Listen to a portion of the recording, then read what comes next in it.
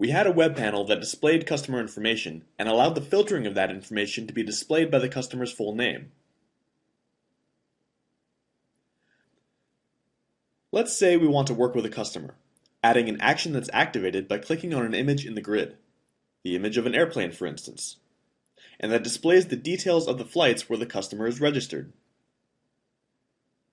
In this case, customer 1 is registered in Flight 1 with seat 1C, in Flight 5 with seat 2B, and in Flight 6 with seat 2D. And the added total of the flight prices is $6,400. This will be a similarly designed web panel, with a grid whose attributes are flight ID, flight arrival country name, subtype, inferred through flight arrival country ID from country name, flight final price, flight seat ID, and flight seat chart. Therefore, its base table will be flight seat. But where is it established that it should load only the details of the selected customer's flights? We'll need to receive the customer identifier in the parm rule, for instance, in a variable, and then establish that, as a grid condition, the customer ID attribute should take up the value received as a parameter.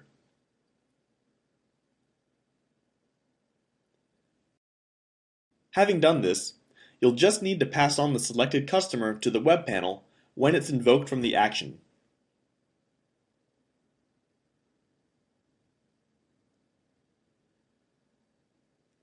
This is the web panel we will invoke, already created. Now let's add the action into our web panel. We'll add a new column in the grid, which is where we'll load the image of the plane. Given that in a standard grid, columns can only be attributes or variables, we'll insert a new variable where we'll later load the image.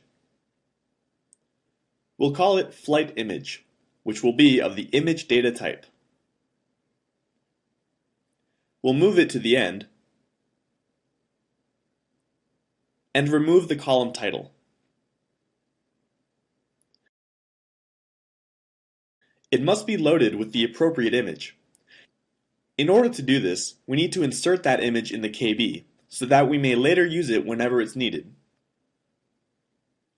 One way of doing this is by going to Customization and selecting Images, where all images currently stored in the KB are listed, and then inserting a new one. We want to load it from a file. We'll select it. We'll name it Flight, and save.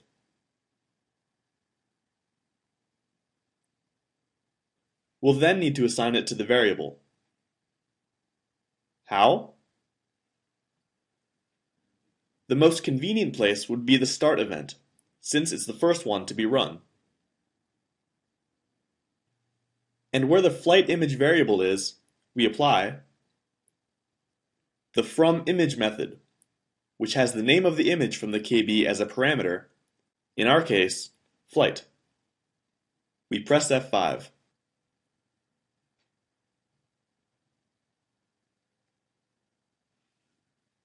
This is what the loaded image looks like. We'll only need to associate the action now. Since we want the web panel to be invoked when clicking on the image, we can program the click event associated to the control named flightImage, the variable name.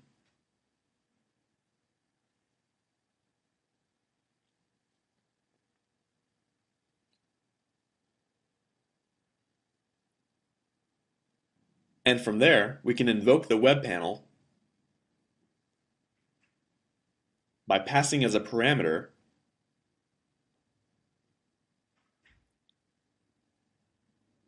the customer ID attribute, which is not in the grid.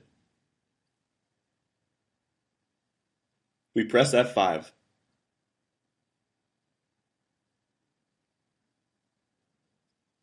Two observations need to be noted here. The price variable is now an input one.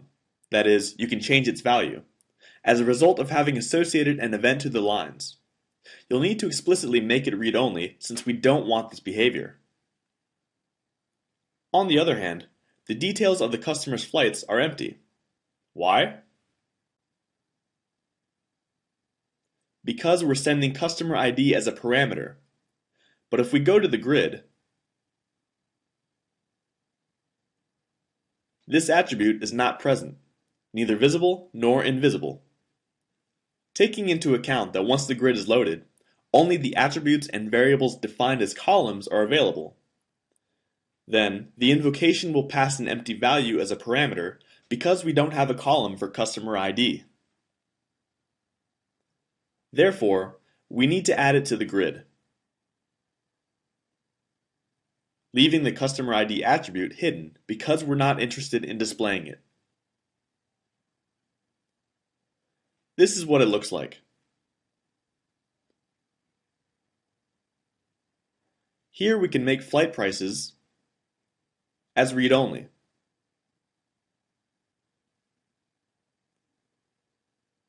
And we press F5 again.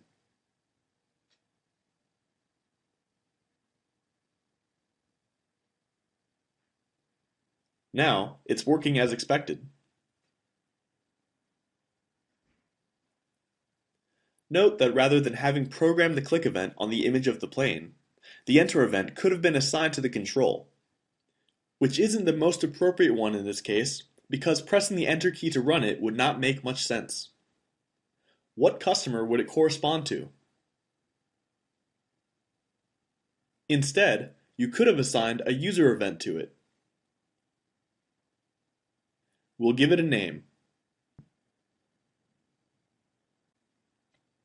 Now let's program it by placing the code you had specified in the click event.